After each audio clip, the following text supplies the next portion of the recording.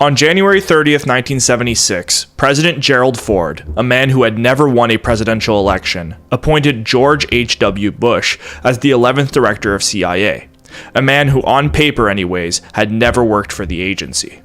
To this day, mainstream histories and Bush family hagiographies take this appointment at face value with little skepticism or question.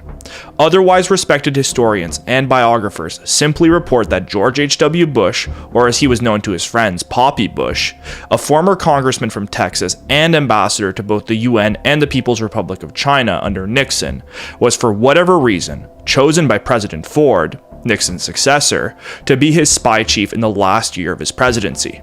Not the Secretary of State, a position that Bush had been prepared for by his apparent diplomatic appointments, not the Energy Secretary, a position that would fit his public background as an independent oil tycoon, but instead appointed as the director of CIA.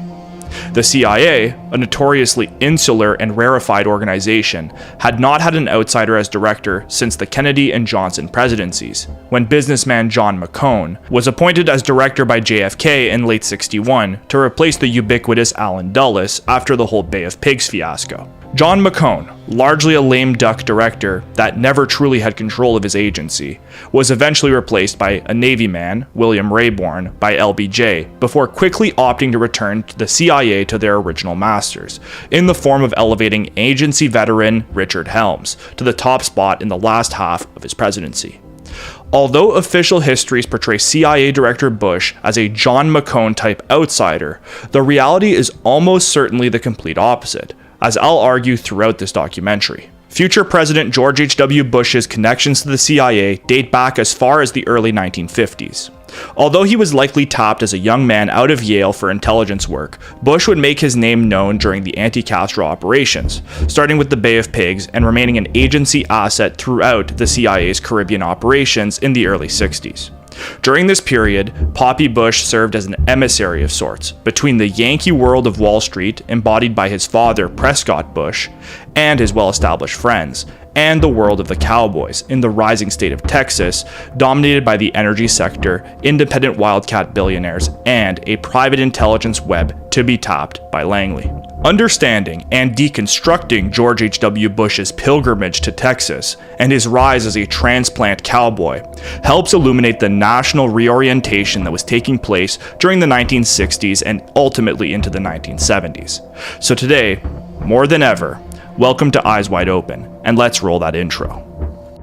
I'll never apologize for the United States of America. Ever. I don't care what the facts are. I will lead her. I will do my level best to stand up for freedom and democracy around the world by keeping the United States of America strong and by keeping our eyes wide open as we welcome change in the world, but keeping our eyes wide open. The early 1960s marked a period of intense institutional change within the United States at the highest levels of the ruling class. The historic power center, since the end of the Civil War in the northeastern states, was being challenged by a rising order in the American Southwest.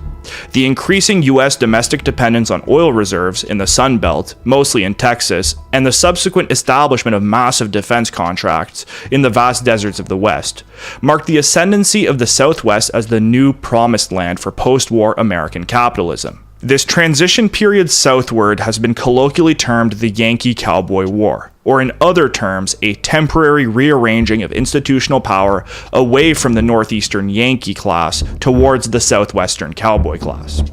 Whitney Webb, in her book One Nation Under Blackmail, explores a concept first described by Kirkpatrick Sale in his book Power Shift. Sale describes a new emerging U.S. power center after World War II, and he calls it the quote-unquote southern rim of the United States. Or as Whitney describes it, quote, southern states, portions of the Midwest, and the Sun Belt, a large expanse that stretched from Florida to California. She continues, quote, the rim's ascendancy was connected to the opening up of vast real estate opportunities, related in part to tourism and retirement, to oil and gas industries, and to the delirious growth of defense-related industries under the new Cold War paradigm, end quote. This process, from the northeastern power center towards the southern rim, although subterfuge and easily missed, was by no means a peaceful transfer of power. As we move forward in our timeline, these cowboy interests will crystallize, firstly in the post-Bay of Pigs Cuba operations, and then in the wars in Southeast Asia, and finally in South and Central America in the 80s. George H.W. Bush, the future quote-unquote outsider director of the CIA, represented a key piece of this reorientation as a Yankee wonder kid posing successfully, albeit, as cowboy royalty. So let's start at the ground floor with the Bush family themselves, because to understand future CIA director and future President George H.W. Bush, we must first look at his father, Connecticut Senator Prescott Bush. Born in Columbus, Ohio in 1895, Prescott Bush came from an old, established Northeastern Anglo-German family that could trace their lineage back to pre-revolutionary America.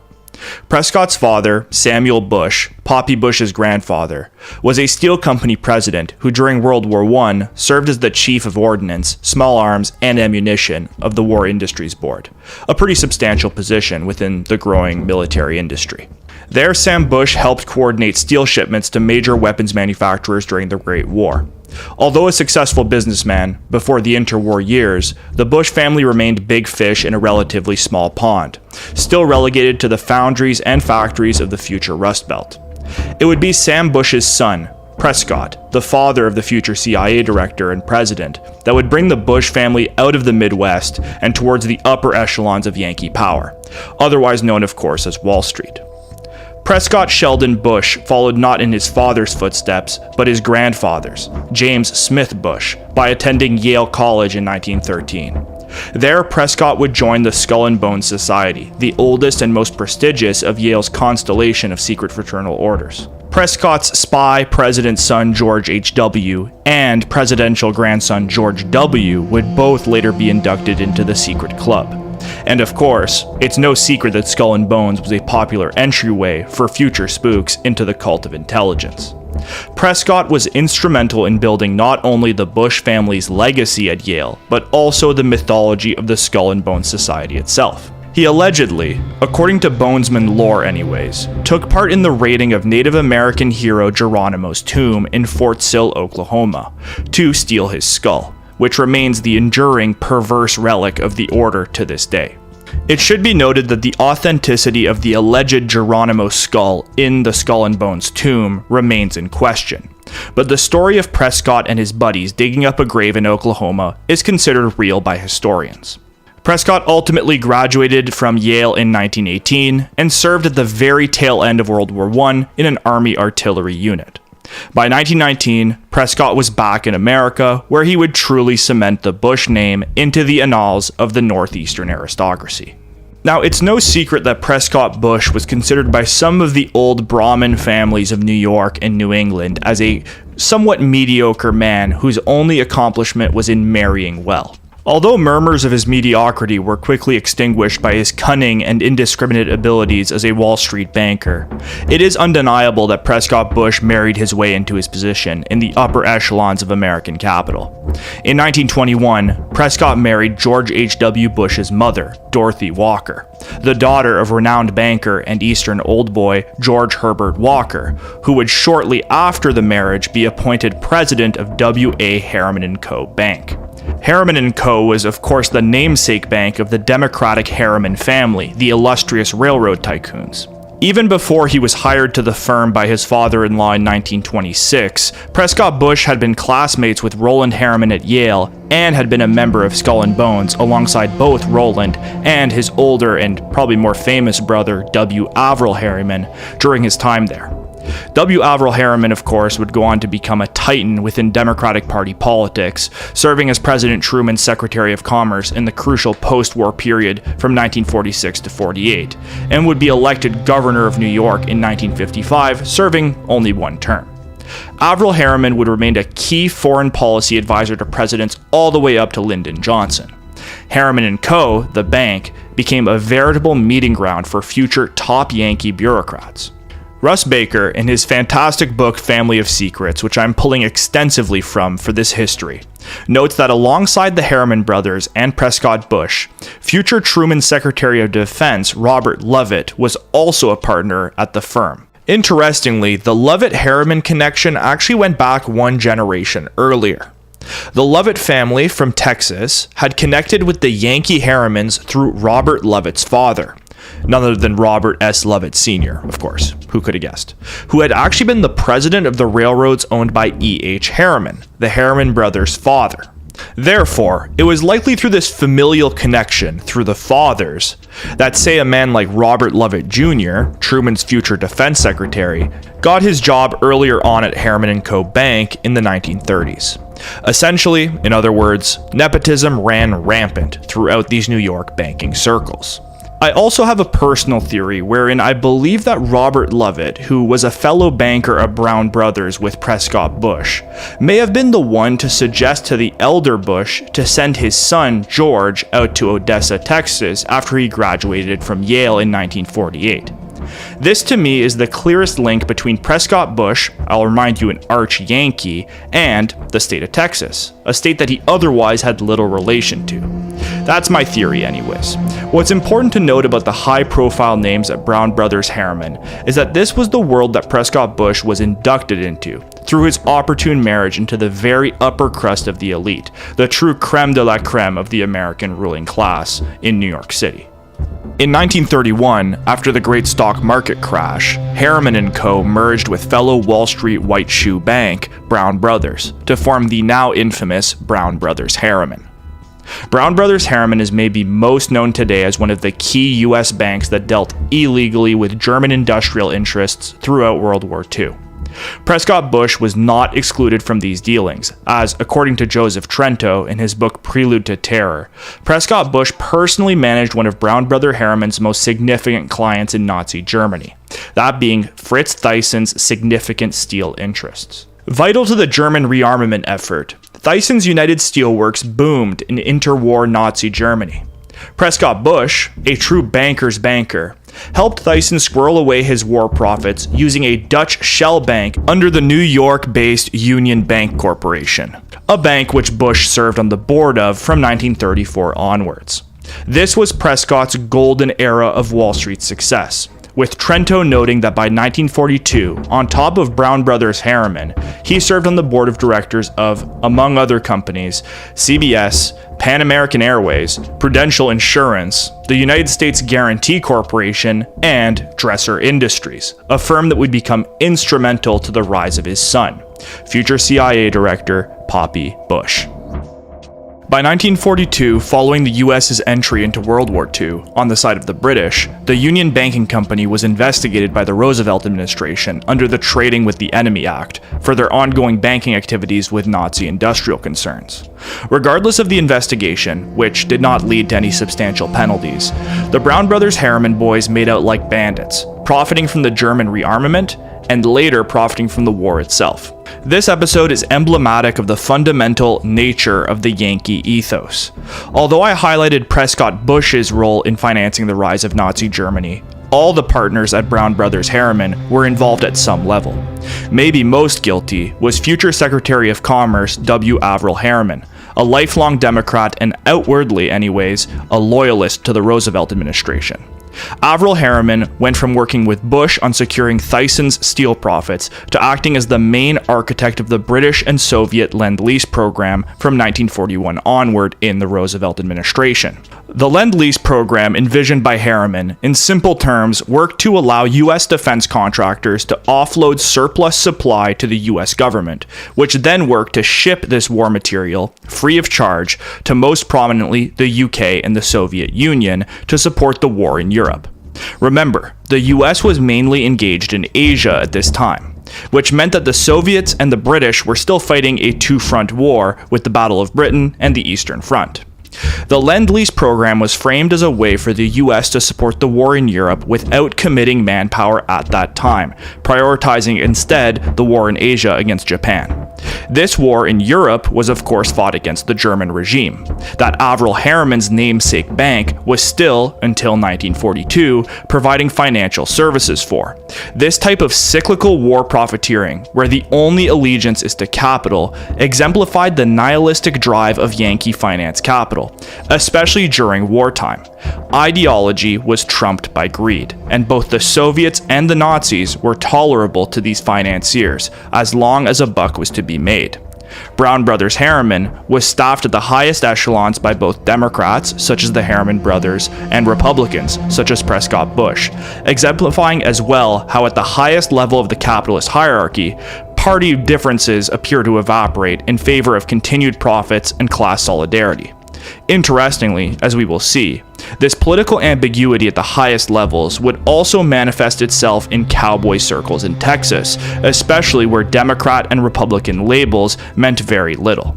Prescott Bush, the Ohio native, had penetrated the world of high finance and Yankee profiteering, and throughout the war had allied himself primarily with Republican political circles in New York. These are, I'll remind you, Yankee Republican circles. Think the Rockefellers. Amongst these circles were the ubiquitous Dulles brothers, themselves embedded members of the Yankee aristocracy and key players on Wall Street, as partners at the prestigious corporate law firm Sullivan and Cromwell. Of course, the Dulleses and Prescott Bush had more in common than being Republican bankers, as the Dulles brothers, Allen and John Foster, had themselves worked and profited from deals with German business interests during the war, most prominently through their law firm's major client, the German chemical cartel IG Farben. This likely worked to bind the men together, each knowing the other's secret, almost like a small mutual blackmail network. Prescott Bush likely met the Dulles brothers early in his career, as Sullivan and Cromwell came to be the legal representatives of Brown Brothers Harriman. And remember, Prescott Bush and the Dulles brothers were each respective partners of their firms. To this day, actually, the two firms still work together, as can be seen in this 2021 news release from Sullivan and Cromwell, where they're representing, of course, still Brown Brothers Harriman. Through this connection, the elder Bush, partner at Harriman's, would become acquainted with future CIA Director Allen Dulles, partner at Sullivan and Cromwell. And following the end of World War II, Allen Dulles returned from Switzerland to Sullivan and Cromwell on Wall Street, feeling exasperated. The Office of Strategic Services, the U.S.'s wartime spy agency that Dulles held a high position in, had been abolished by Truman very shortly after the war's end. This left an awkward 2 or so year period between the dissolution of the OSS and the founding of the CIA, where US intelligence was held in limbo. Well, it turned out that Allen Dulles, already a young spy master, set up his own private intelligence agency in post-war Manhattan, keeping the top OSS spooks on the payroll until President Truman formed the CIA in '47. It turns out that Dulles' private CIA was based not in the offices of Sullivan and Cromwell, but at 44 Wall Street, which happened to be the offices rented by Brown Brothers Harriman and Bush, who, according to Joseph Trento, acted as an unofficial advisor for early CIA money laundering activities that he had significant experience with during the war. Prescott's links to the early CIA network were not confined to only Allen Dulles. He was also close friends with William Pauley, a Pan Am executive, a firm which I will remind you Bush also sat on the board of. Pauley, an avid Republican millionaire, helped procure the planes for Claire Chennault's Flying Tigers in China on behalf of the Roosevelt administration in the last years of the war. The airline, which I will remind you, would also become the CIA's CAT and later Air America in Southeast Asia. Pauley would later play a significant role in both the CIA's Operation PB Success, the coup in Guatemala in 1954, and also the Bay of Pigs invasion in 1961, an operation that Prescott Bush's son George would also play a similar role in, as we will see later. As I have shown, these connections run deep, especially where the last name Bush is concerned. And Prescott's upstart son, George H.W., known colloquially as Poppy, was about to be inducted into this old boys club, otherwise known as the Cult of Intelligence. George Herbert Walker Bush was born on June 12, 1924, the second eldest son of Prescott Bush and Dorothy Walker. His postgraduate studies were delayed, as Poppy served as a pilot in the Navy during World War II, before enlisting like his father at Yale in 1945. There, like his father again, he was inducted into the Skull and Bones Society. At this point, we have two diverging narratives on how the young Bush was brought into the CIA. It remains clear that it was sometime between 1947, his junior year, and his graduation in 1948 that he first brushed shoulders with the intelligence community. According to a 1992 Covert Action magazine article by Anthony Kimmery, Bush was likely recruited to the CIA while at Yale. We have to remember the Ivy League schools, but most prominently Yale College, were used by the intelligence community as recruitment grounds for young spooks. The Kimmery article speculates that Bush, like many other future CIA assets, were recruited by the Yale crew coach named Alan Skip Waltz, who was a former agent in the Office of Naval Intelligence. This theory gains additional credence when we keep in mind that Bush served in the Navy in World War II, and that he was likely in close contact with Coach Waltz during his time in Yale athletics. This trajectory for Bush would have made his entry into the CIA completely unceremonious, identical to potentially hundreds of other Yaleys who were pipelined from college to Langley. Joseph Trento, in his book Prelude to Terror, offers an alternative story for how Poppy Bush was inducted into the intelligence community that is compatible with the covert action story, yet slightly more complex. Trento bases his analysis on an interview he conducted with a man named William Corson, who was a Marine who served as an attaché to the CIA in the 50s in Asia. Corson claimed that George Bush had been recruited on the specific orders of Allen Dulles as a potential wedge to be used later on Prescott if needed. It is pretty much universally acknowledged that the younger Bush was consistently pining for the approval of his established father, who never seemed willing to give it. Corson stated that Dulles understood this dynamic, and that, quote, George's insecurities were like clay to Dulles, end quote. After graduating from Yale in '48, Poppy Bush was immediately given a job at Dresser Industries, a company controlled by Brown Brothers Harriman since 1928, and according to Trento, a firm that would often collaborate with the CIA by giving agents cover assignments. Dresser Industries, a company that specialized in manufacturing oil derrick components, amongst other things, became the first of many oil-related companies that would be used as prominent intelligence fronts by the intelligence community. Upon acquiring the company in 1928, newly minted partner Prescott Bush appointed his good friend and fellow Ohio native Neil Mallon as the president of the newly acquired firm. Despite having no oil and gas experience, Neil would remain with the company for 3 decades. He would be the one to give George H.W. Bush his first job out of Yale. Neil Mallon was an uncle-like figure to young Poppy, who would even name his own son Neil after his adopted Uncle Mallon. Later, in a letter discovered by Russ Baker, Prescott Bush alluded to Neil's true purpose at the head of Dresser Industries. Prescott stated in the letter that Neil Mallon was, quote, well known to Allen Dulles and has tried to be helpful to him in the CIA, especially in the procurement of individuals to serve in that important agency, end quote. In a sense, Bush was indirectly admitting that his son had been recruited to the CIA by Uncle Mallon of Dresser Industries, good friend of Allen Dulles and colleague to the elder Bush. And if the young Bush was brought onto the agency, as Trento suggests, as a wedge against his father, the wily Allen Dulles would soon gain a reason to cash in on his new asset. As in 1952, after a failed run in 1950, banker Prescott Bush became Senator Prescott Bush from Connecticut, alongside the 1952 election of President Eisenhower and, of course, Vice President Richard Nixon. Prescott Bush had been a longtime personal friend and steadfast supporter of Dwight Eisenhower. The two had been longtime golfing partners, likely meeting for the first time while Bush was president of the U.S. Golf Association. Bush, alongside other Yankee Republicans, such as the Dulles brothers and the Rockefellers, were all instrumental in the Draft Eisenhower movement, which worked to sway Ike to run as a Republican in the 1952 election. These forces, the Bushes, the Dulleses, and the Rockefellers, and the Draft Eisenhower movement more broadly, would help pave the way towards the future interventionist Republican Party.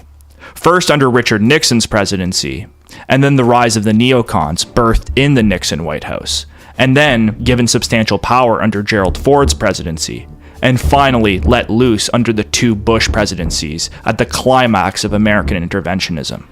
It all started, arguably, with Draft Eisenhower in the early 50s, and of course, Ike and Nixon won the election in '52. The general was undoubtedly a strong candidate and would likely have won regardless of which party he ran for. His running mate, Richard Nixon, acted as the young stalwart attack dog, bringing the McCarthy wing of the Republican Party firmly onto the ticket. Yet their victory could also be equally attributed to the massive financial and influence networks brought along by the draft Eisenhower figures. I should also, in this same vein, mention the Brown Brothers Harriman boys' links to Ike's young running mate, the one and only Richard Nixon. Russ Baker in Family of Secrets draws speculative links between the ascent of a young Richard Nixon in the immediate post-war period and the elder Prescott Bush. It is now no longer a secret that Nixon was elevated to the national stage not by the highly public support from the small family-owned businesses of his hometown of Whittier, California, but instead due largely to the institutional support from the East Coast Yankees for his original run. Longtime Democratic Congressman Jerry Voorhis, whom Nixon defeated in his first 1946 congressional election victory, toyed with these very same ideas, claiming in an unpublished manuscript that, quote, the Nixon campaign was a creature of big Eastern financial interests, end quote. Now, of course, we have to remember that Voorhis was not exactly unbiased on this issue. He had just been defeated after 5 consecutive terms in the House by the very Richard Nixon that he was accusing of taking large corporate money. But there is substantial circumstantial evidence to support Voorhis's incendiary claims. Firstly, as I covered earlier, Nixon was introduced to many Eastern establishment insiders during his time on the East Coast with the Navy at the very end of the war. As a junior congressman, he happened to be on the Queen Mary cruise liner in 1947 at the same time as one Allen Dulles, for example, good friends of Prescott Bush. But Russ Baker draws an even more concrete link between Bush the father and the young Nixon. Baker notes that all the way back in October 1945, Prescott Bush's Dresser Industries was expanding its operations into none other than Whittier, California, Nixon's hometown. Baker then links this October 1945 expansion with a statement made by the aforementioned Jerry Voorhis, who claimed that also in October 45, a quote representative from a large New York financial house made a trip to California, end quote, presumably to find a suitable Republican candidate to oppose the incumbent Democrat Voorhis.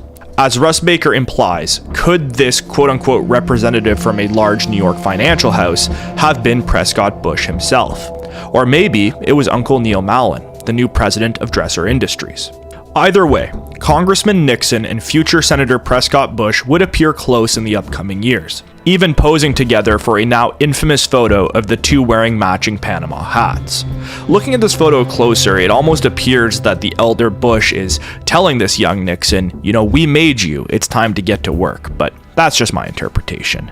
Anyways, some years later, and this is important to note, Prescott's son George H.W. Bush would be elevated to some of his first major appointments by then-President Richard Nixon, who appointed him first as his ambassador to the UN in 1971, then as head of the Republican National Committee in 1974, and finally as his special envoy to China in the last weeks of his presidency. It appeared circumstantially anyways that Nixon owed Bush, as he elevated the otherwise obscure congressman to some surprisingly high-profile positions. So, did the elder Prescott Bush create Richard Nixon? It is hard to say definitively, but given the now revealed role of the Eastern establishment in Nixon's rise, and Bush's prominent role in the draft Eisenhower movement, and finally the later elevation of Poppy Bush by then-President Richard Nixon, it remains plausible that the rise of Nixon was abetted by Prescott and his friends on Wall Street. The top echelons of the draft Eisenhower coalition were rewarded for their loyalty and determination.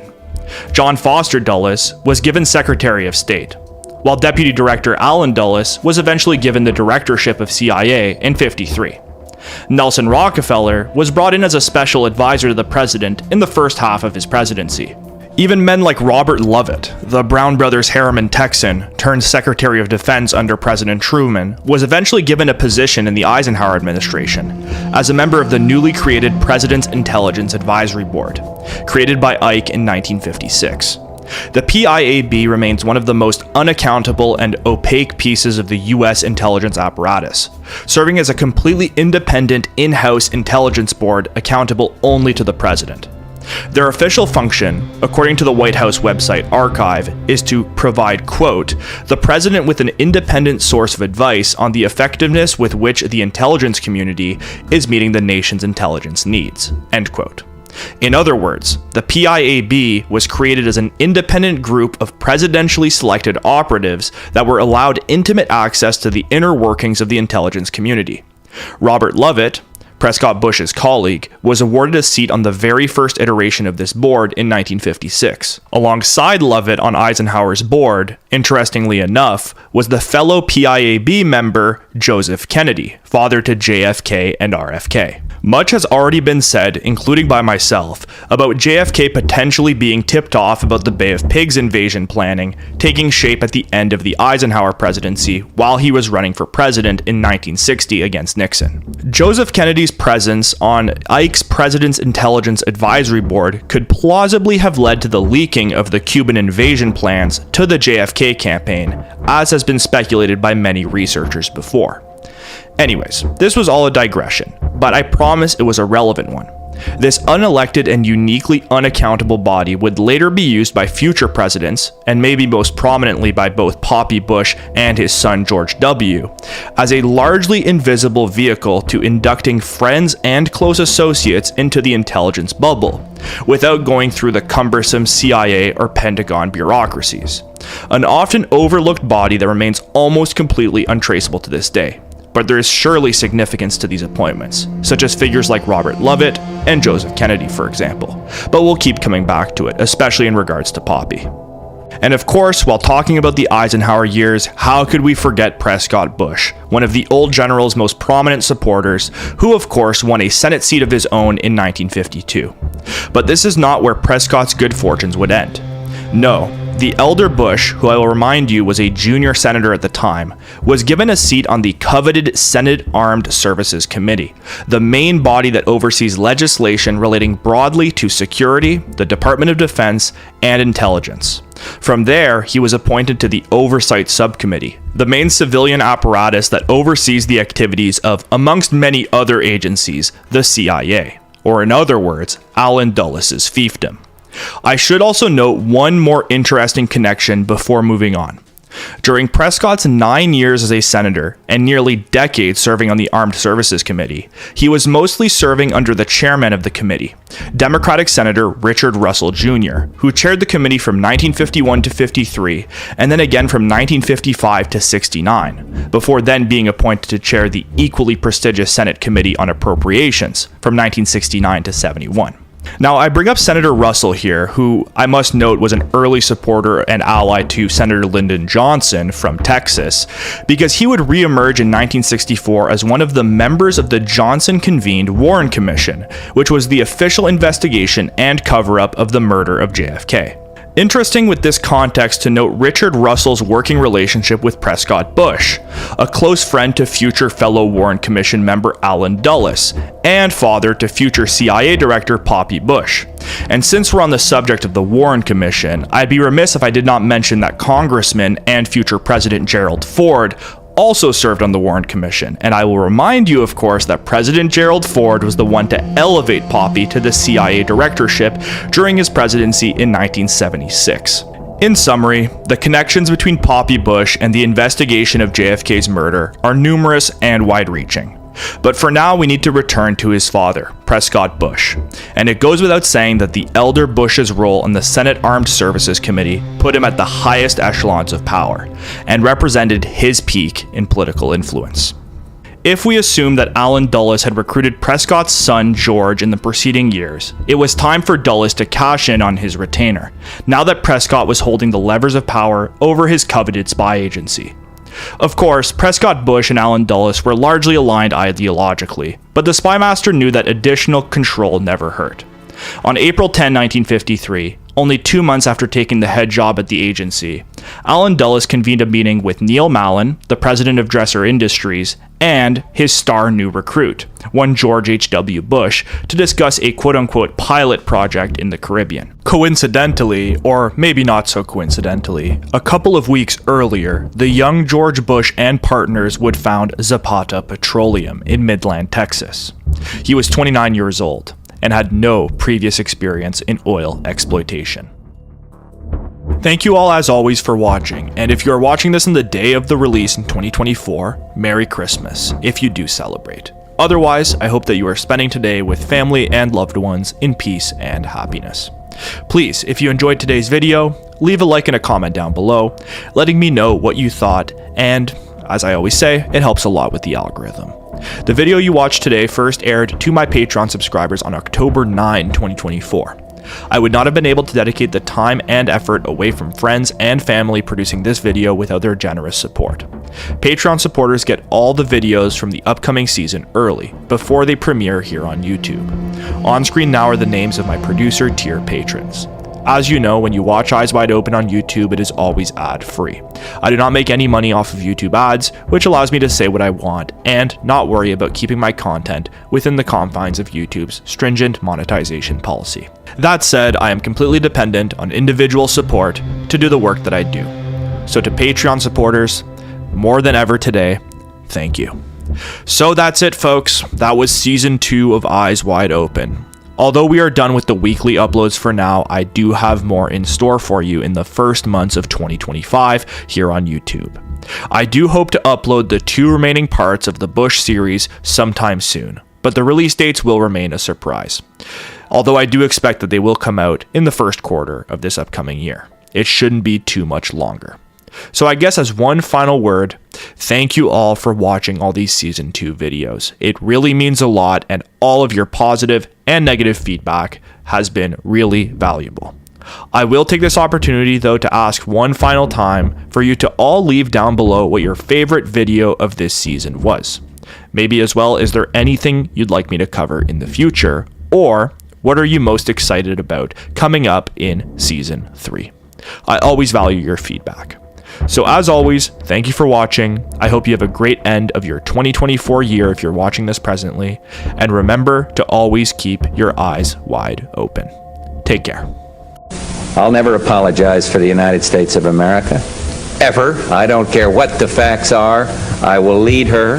I will do my level best to stand up for freedom and democracy around the world by keeping the United States of America strong and by keeping our eyes wide open as we welcome change in the world, but keeping our eyes wide open.